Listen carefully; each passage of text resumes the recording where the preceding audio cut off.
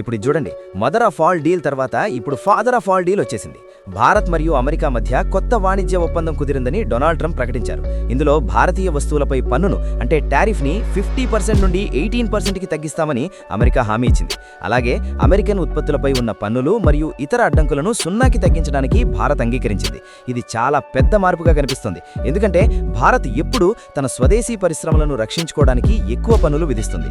ఒకవేళ ఈ zero tariff అమల్లోకి వస్తే అమెరికాకు చెందిన వ్యవసాయ ఉత్పత్తులు, చమురు మరియు గ్యాస్ వంటి ఇంధనాల కోసం భారత మార్కెట్ తలుపులు పూర్తిగా తెరుచుకుంటాయి.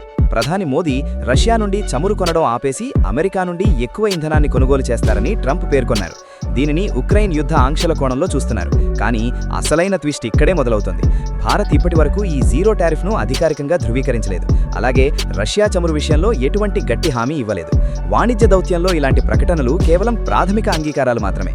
అంటే కొన్ని ఎంపిక చేసిన ఉత్పత్తులపై దశలవారీగా పన్నులు తగ్గుతాయి తప్ప రాత్రికి రాత్రే అంతా 0 అయిపోదు.